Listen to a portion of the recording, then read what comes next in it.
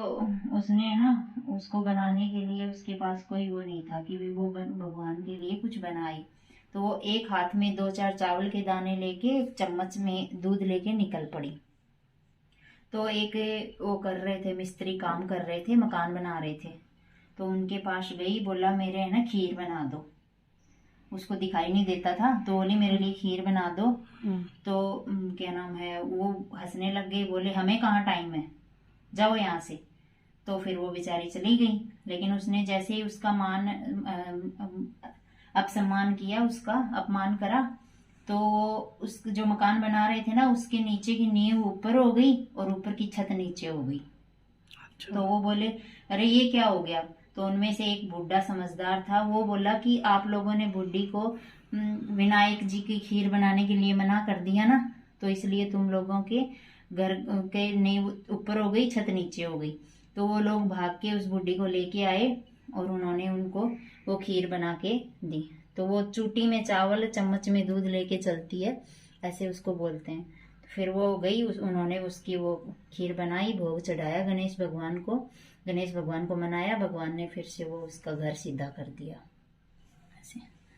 तो हमारे ऐसे बोलते हैं गणपति भगवान, उसको बुढ़ी को मतलब जो करा वैसे सबको करना, और जो मिस्त्रियों के साथ किया वैसा किसी के साथ मत करना, ऐसे बोलते हैं।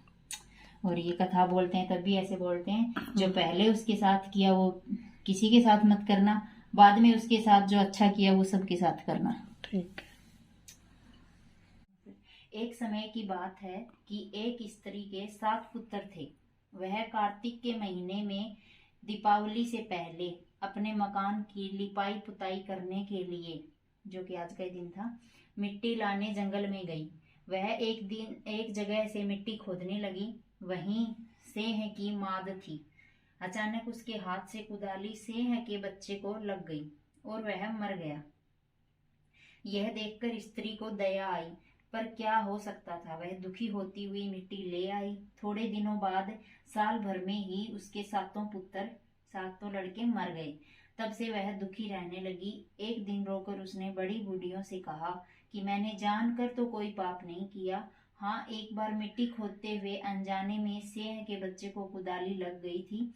उसके बाद साल भर में ही मेरे 7 पुत्र मर गए। उन स्त्रियों ने कहा कि तुमने ये बात 4 के कानों में डालकर जो पश्चाताप किया है, उससे तुम्हारा आधा पश्चाताप धुल गया है। अब तुम उसी अष्टमी भगवती के पास सेह और सेह के बच्चों के चित्र बनाकर उनकी पूजा किया करो। ईश्वर की दया से तुम्हारे पाप भी धुल जाएंगे और तुम्हें फिर से पहले की तरह पुत्र प्राप्त होंगे। उसी स्त्री ने आगामी कृतिक कृष्णाष्टमी को व्रत किया। तब से लगातार उसी भांति व्रत और पूजन करती रही। ईश्वर की कृपा से 7 पुत्र प्राप्त हुए। तभी से इस व्रत में पूजा की परंपरा चल पड़ी। अच्छा, उसने क्या?